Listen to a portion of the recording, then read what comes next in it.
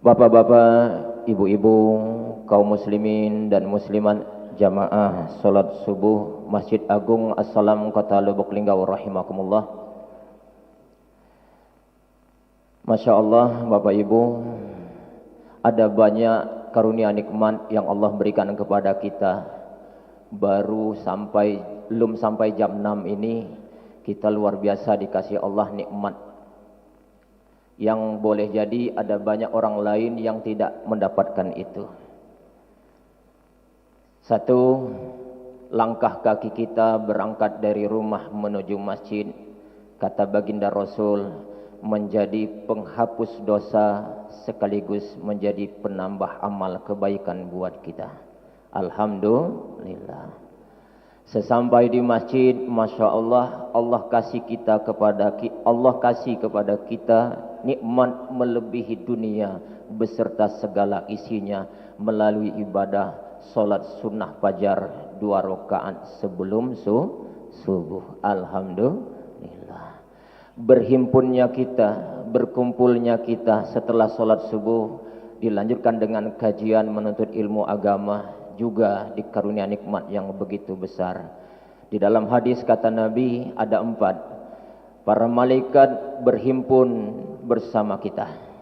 Yang kedua, akan diturunkan sakinah, ketenangan batin dalam diri kita. Yang ketiga adalah kita akan dinaungi oleh para malaikat. Dan yang keempat, kita dibangga-banggakan oleh Allah di hadapan para malaikatnya Allah. Alhamdulillah.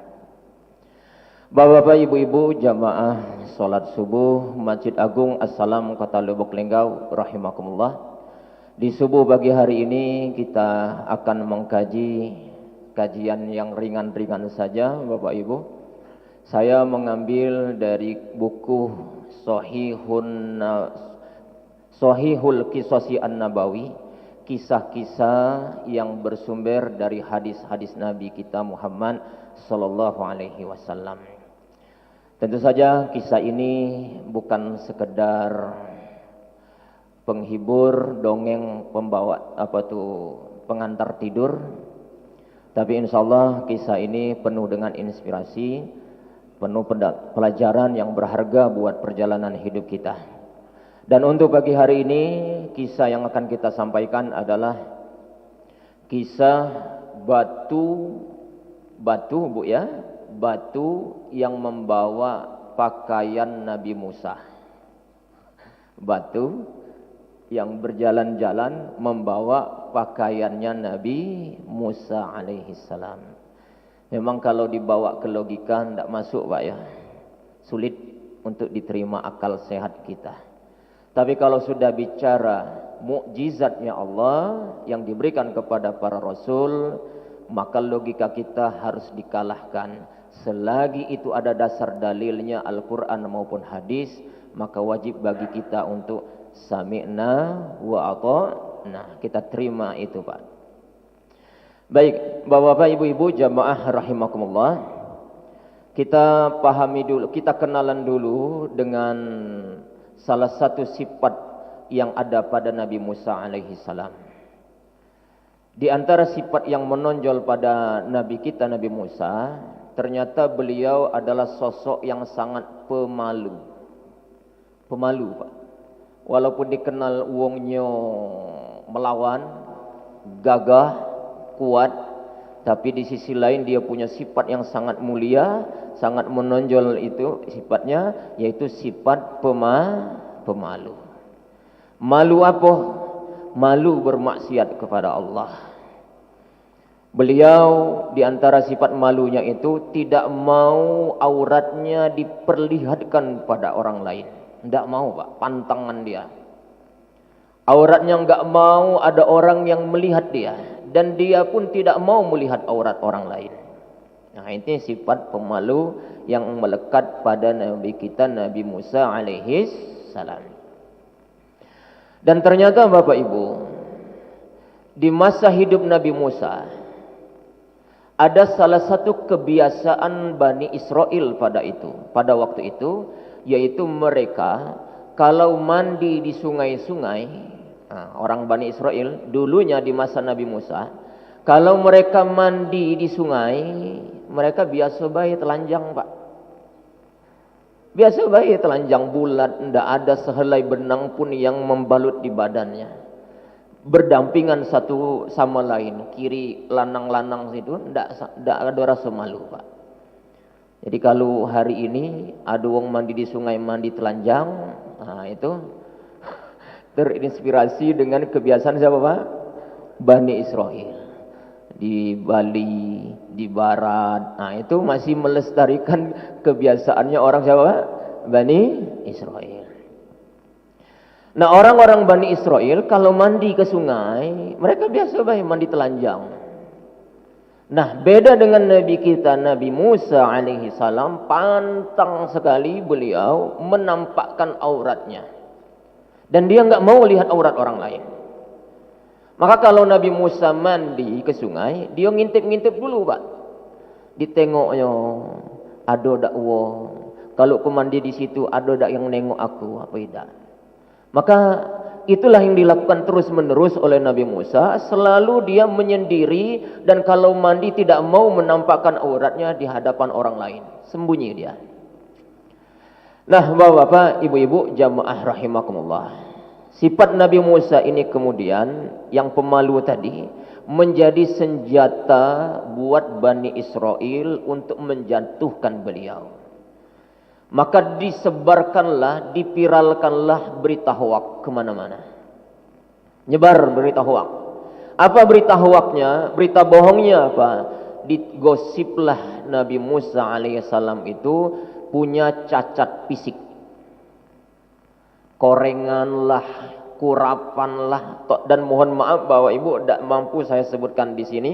Di dalam hadis ini disebutkan mereka menuduh yang sangat sensitif di bagian kemaluannya Nabi Musa. Nah, ini viral, berita hoak ini kemana-mana tersebar tentang aibnya Nabi Musa. Diisukan Nabi Musa punya aib yang sangat luar biasa.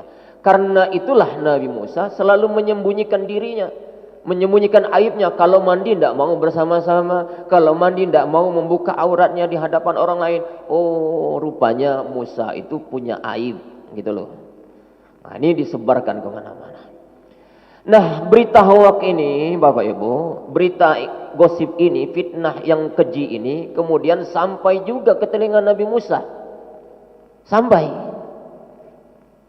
Lalu apa yang terjadi? Masya Allah, ada dua hal yang terjadi pada Nabi Musa. Intern pribadinya, ekstern kepada umatnya. Kepada pribadi Nabi Musa, secara fisikis, kejiwaan Nabi Musa seperti kita pada umumnya manusia biasa, maka Nabi Musa tertekan, Pak. Tertekan betul, ya Allah, kok aku dituduh yang seperti itu. Tertekan Nabi Musa. Di sisi lain, ini juga menjadi pelemahan, Pak, terhadap umat-umatnya Nabi Musa. Maka umatnya Nabi Musa mulai lemah untuk mempercayai Nabi Musa. Waduh, kok Nabi kita punya kekurangan, kok Nabi kita punya aib. Nah, ini menjadi dakwah Nabi Musa ini menjadi melemah. Nabi Musa sendiri tersudutkan, umatnya Nabi Musa mulai melempem, Pak, kepercayaannya kepada Nabi Musa alaihissalam. Kenapa melempem? Karena umat termasuk kita pasti akan beranggapan yang namanya seorang nabi itu sempurna, jauh dari kekurangan, jauh dari aib. Nah, inilah yang kemudian berlarut terjadi pada Nabi Musa alaihi salam. Bapak-bapak, ibu-ibu, jamaah rahimakumullah. Maka kemudian sampailah pada masanya Allah memberikan pembelaan kepada Nabi Musa alaihi salam. Allah bebaskan segala bentuk macam tuduhan, fitnah, gosip yang tidak berdasarkan tadi, Pak. Maka terjadilah apa yang dikisahkan, batu membawa baju Nabi Musa. Cak mana ceritanya, Pak? Suatu saat seperti biasa Nabi Musa pun kemudian mandi ke sungai. Dia intip-intip dulu, ada uang apa tidak. Kalau aku mandi di situ, ada uang nengok apa tidak. Maka merasa aman, dia kemudian mandi di sana, bersembunyi di balik batu besar. seperti biasa dilepaskan segala macam pakaiannya, telanjang bulat Pak, mandi dan merasa aman, dak kati yang ngintip, dak kati yang bisa nyengok aurat dia, maka dia mandi. Mandilah Nabi Musa. Pakaian-pakaiannya ditaduk di pucuk batu. Selesai mandi, begitu mau mengambil pakaiannya, nengok dekati lagi Pak pakaiannya. Putri Duyung ngambilnya Pak ya. Bukan hanya baju pakaiannya yang hilang, tapi batunya sekaligus tempat naruhnya lah dekati lagi Pak. Rupanya batunya berjalan Pak. Bawa apa? Bawa pakaiannya Nabi Musa alaihissalam. Tak pekik-pekik Nabi Musa nyari. Nah, di dalam hadis disebutkan Nabi Musa pun kemudian mengejar batu itu, Bapak Ibu, sambil berkata, "Saubi hajar, saubi hajar." Batu, itu ada pakaian aku, itu ada pakaian aku. Dikejarlah oleh Nabi Musa batu itu. Nah, disinilah pembelaan Allah kemudian terjadi, Pak. Sampailah kemudian Nabi Musa dalam posisi telanjang tadi mengejar pakaian yang dibawa batu, sampailah berada di tempat yang dimana berkumpulnya para orang Bani Israel. Ya, kalau sudah di situ cak mana Pak? Terjinguk juga Pak. Akhirnya apa? Bani Israel yang sedang berkumpul tadi, Nabi Musa melewati tempat itu karena ngejar batu, maka terlihatlah dengan mata telanjang bagaimana fisiknya Nabi Musa alaihi salam. Masya Allah, cara Allah luar biasa Pak. Begitu mereka melihat Nabi Musa, terbelalak dia Pak. Sempurna badan Nabi Musa. Tak kati pula yang kita gosip selama ini ya. Lengkap, sempurna, gagah, perkasa. Tak kati aib tu Nabi Musa. Maka disebutkan dalam hadis Nabi, "Fara'ahu uryanan ahsana ma khalaqallahu wa abra'ahu mimma yaqulun." Mereka semua Bani Israel melihat Nabi Musa telanjang bulat, dan mereka melihat sempurnanya ciptaan Allah pada fisiknya Nabi Musa alaihissalam, dan Allah pun membersihkan tuduhan-tuduhan mereka selama ini. Bapak, ibu-ibu, jamaah rahimakumullah, sampailah kemudian Nabi Musa menangkap batu itu, dapat, lalu Nabi Musa ngambil pakaiannya, dia kenakan pakaiannya, dipukullah batu itu sampai berbekas sebanyak 6 kali dan 7, ada yang menyebut 7 kali Pak. Membasuh itu luko batu itu Pak, kena sebat Nabi Musa. Masya Allah, mukjizat kayu Pak, tongkat Nabi Musa yang disebat batu, tapi batunya apa? Berbekas sampai 6 atau 7 bekasan Pak. Luko 7 kali Pak. Bapak-bapak, ibu-ibu, jamaah rahimakumullah, itulah kisah tentang batu ajaib yang membawa pakaian Nabi Musa alaihi salam. Nah, cerita yang macam ini ada dasar apa tidak Pak? Ngarang-ngarang bayi apa dongeng belaka Pak? Nah, kami tidak berani pula kalau dongeng Pak. Ini kita bisa dapatkan dalilnya ada di Al-Quran dan ada juga di hadis Nabi kita Nabi Muhammad sallallahu alaihi wasallam. Pulang dari sini ibu bapak boleh cek, ada di Al-Quran, berkisah di dalam Al-Quran surah Al-Ahzab ayat ke-69. Surat apa? Al-Ahzab ayat ke-69. Ya ayyuhallazina amanu la takunu kallazina azaw Musa fabarra'ahu Allahu mimma qalu wa kana 'indallahi wajiha. Yang artinya, wahai orang-orang yang beriman, janganlah kalian menjadi seperti orang-orang yang mengolok-olok dan menyakiti Nabi Musa, lalu Allah membersihkannya dari tuduhan-tuduhan yang mereka katakan. Nah, ini dalil di Al-Quran. Tentu kalau hanya sekedar membaca terjemahan, kita enggak lengkap pemahamannya. Maka untuk bisa semakin lengkap pemahaman kita, jangan hanya mengandalkan terjemahannya. Silakan Bapak Ibu baca kitab-kitab tafsir, para ulama menjelaskan apa cerita di balik ayat Al-Quran ini. Dan akan lengkap lagi kalau kita juga baca hadis Nabi kita Nabi Muhammad sallallahu alaihi wasallam. Cerita ini pun disampaikan oleh Nabi di dalam hadisnya yang diriwayatkan oleh Imam Bukhari nomor 3404. Jadi Bapak Ibu, ini cerita ini benar-benar ada, bersumber dari Al-Quran dan bersumber dari hadis Nabi kita Nabi Muhammad sallallahu alaihi wasallam. Nah, setelah dengar cerita ini Pak, kira-kira apa hikmah pelajaran yang bisa kita ambil? Pertama, hikmah yang bisa kita ambil, pelajaran buat kita, yaitu sifat malu merupakan sifat yang sangat mulia. Nah ini Bapak Ibu, mulai krisis sifat malu pada kita hari ini. Apalagi di zaman medsos sekarang ini Pak. Demi untuk mendapatkan follower yang banyak, demi untuk mendapatkan subscriber yang banyak, maka kadang-kadang ya Allah ngeri kita Pak, untuk membuat konten-konten yang ada itu mereka kadang-kadang tidak lagi merasa malu berdosa. Padahal yang menyaksikan dan melihat itu seluruh umat manusia di dunia ini dan membekas, tidak bisa dihapus. Na'udzubillah min zalim. Nah ini Bapak-bapak, coba kita jangan sampai hilang rasa malu, takut berdosa kepada Allah Subhanahu wa taala. Rasulullah mengingatkan kepada kita, al-haya'u minal iman. Malu itu bagian daripada iman. Dan di dalam hadis Nabi juga menyebutkan, tidaklah rasa malu itu dimiliki kecuali akan mendatangkan kebaikan kepada kita. Selagi punya rasa malu, maka akan ada kebaikan demi kebaikan yang akan kita dapatkan, insya Allah. Yang kedua, hikmah yang bisa kita ambil. Mohon maaf Bapak Ibu kalau berbeda pendapat ya, tapi perlu kami sampaikan karena ini penjelasan ulama. Dari hadis yang ada, cerita Nabi Musa tadi, maka kata ulama, tidak apa-apa Pak, mandi telanjang itu tidak apa-apa.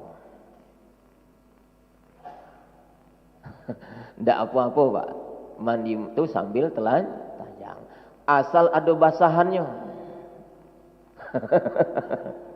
Basahannya apa? Dinding rumah kita, dinding kamar mandi itu basahan kita. Ndak katik bolongnya, aman di kamar mandi itu Pak, atap ado, wong lain ndak katik yang nyengok. Nah itulah basahan kita. Walaupun Pak saya akui ada pendapat juga ulama yang mengatakan tetap walaupun dalam kondisi tersembunyi ada syariat yang yang disunahkan kita pakai basahan. Tapi kalau kita sudah yakin ini berada pada posisi aman, ini rumah kita nian, bukan rumah uang, dan kita sudah tahu keamanan yang di rumah ini, keliling kamar mandi ini kuat, dindingnya kuat, atapnya juga kuat, ndak katik tempat celah untuk orang mengintip, maka basahan kita yaitu dinding itulah dinding. Tapi kalau tidak, nah pakai basahan, apalagi kalau mandi di Sungai Rawas, mandi di Sungai Kelingi, mandi di Danau Aur, ya jangan Pak, tidak pakai basahan Pak ya. Kaki kita disamakan dengan apa? Bani Israil.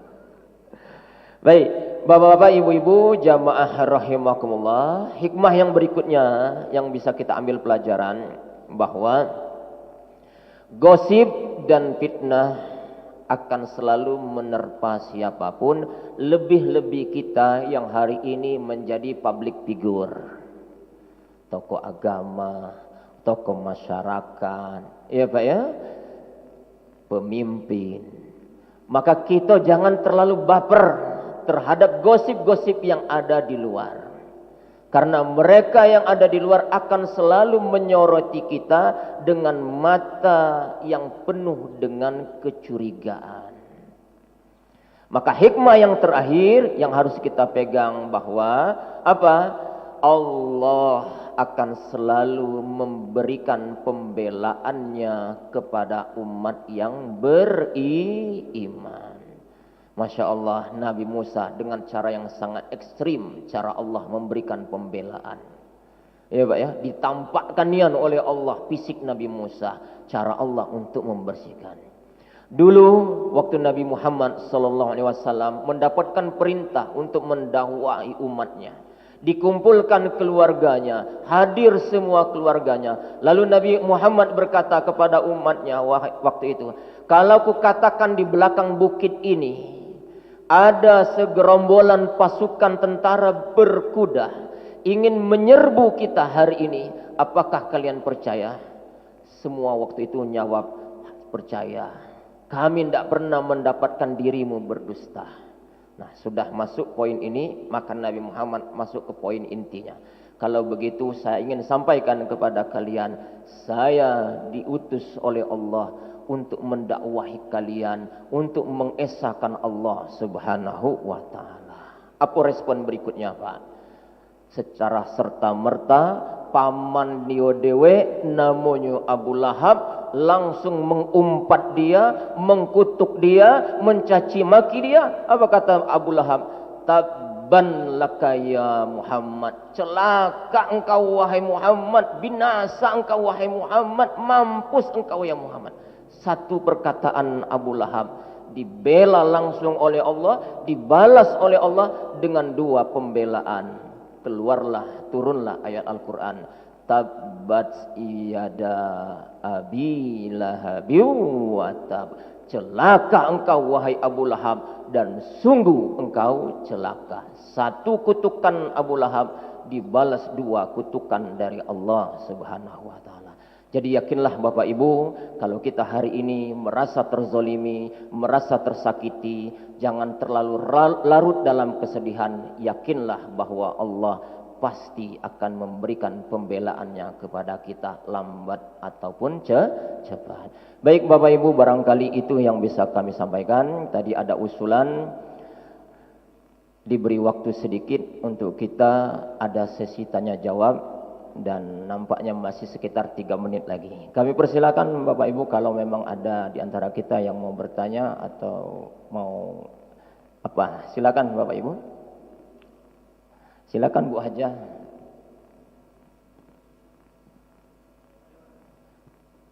Ya, sebentar Pak ya, yang pertama. Kita batasi 2 pertanyaan.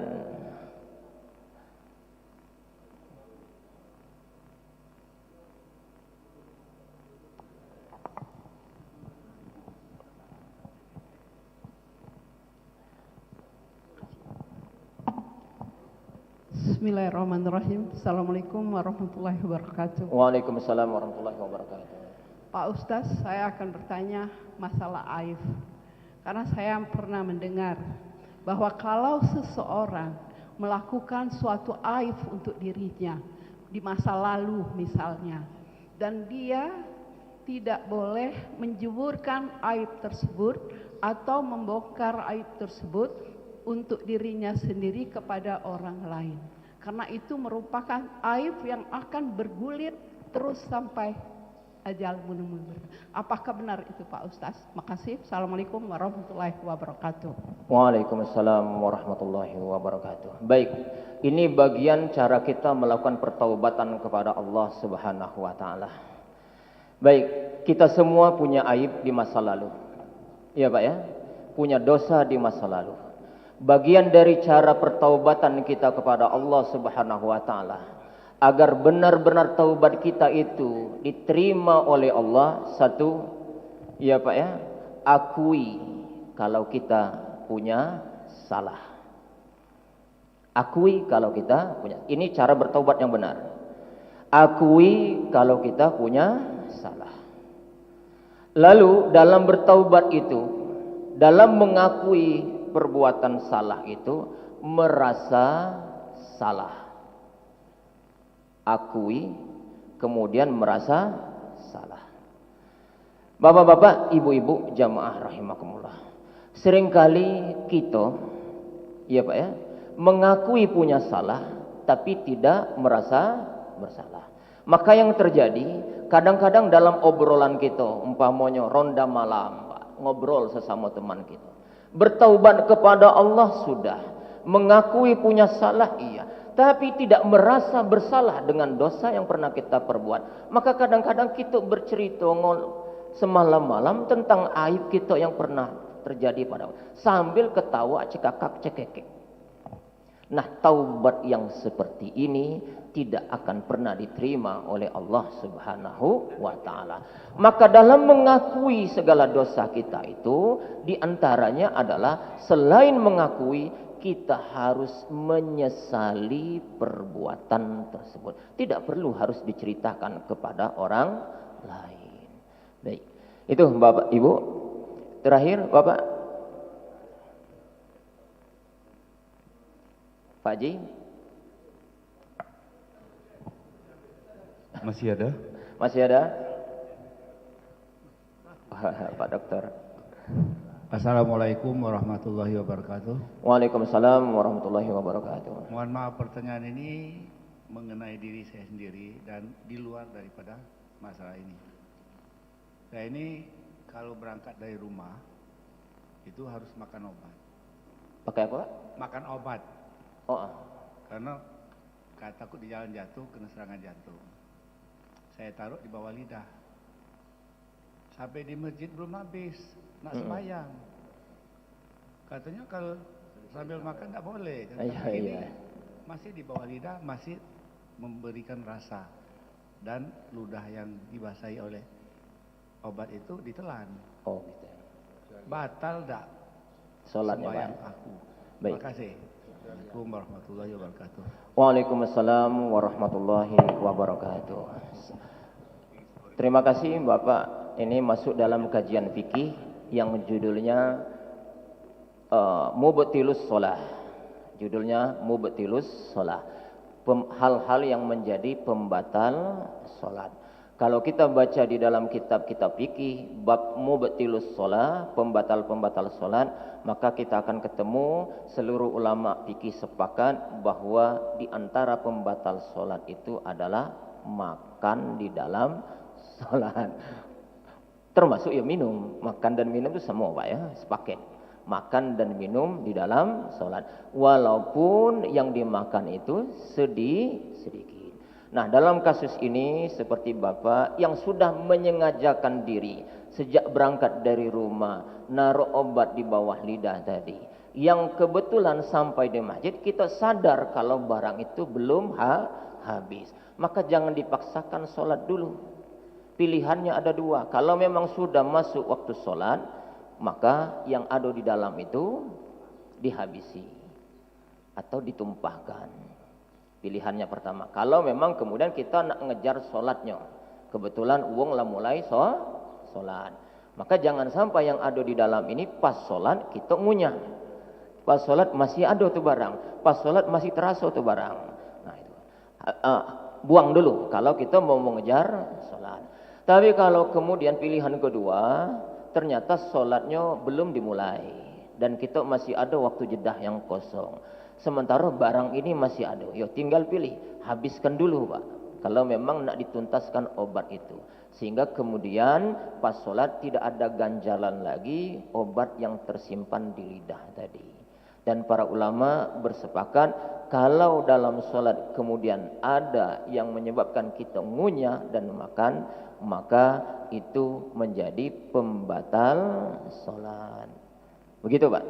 Jadi ya termasuk segala perkara-perkara yang membuat ganggu sholat kita Pak, itu makruh.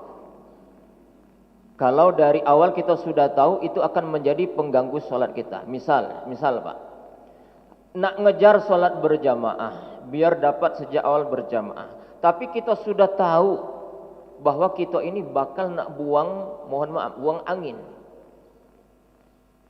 Kalau maksa sholat sementara ini sudah ada tanda-tanda buang angin, maka yang terjadi kekhusyuan kita hilang.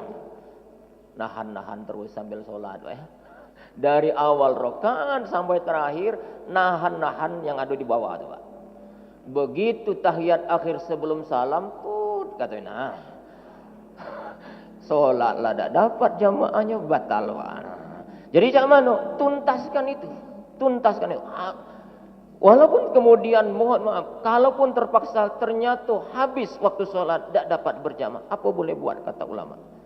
Lebih baik kita mengutamakan menghilangkan segala-gala yang bisa membatalkan sholat atau mengganggu ketenangan dalam sholat. Bahkan termasuk kata ulama, ini kita mau sholat, ternyata pembantu kita di rumah sudah menyiapkan hidangan untuk makan siang, dan kita ada selera nak makan juga Pak. Maka pilihannya apa? Makan dulu ingat sholat daripada sholat ingat makan. Jadi begitu bapak-bapak, ibu-ibu, nampaknya waktu sudah cukup lama. Nah, sudah hampir jam 6. Kita cukupkan dulu sampai di sini. Kami akhiri, mohon maaf atas segala kekhilafan dan kekurangannya. Kepada Allah kami mohon ampun. Billahi taufiq wal hidayah. Wassalamualaikum warahmatullahi wabarakatuh.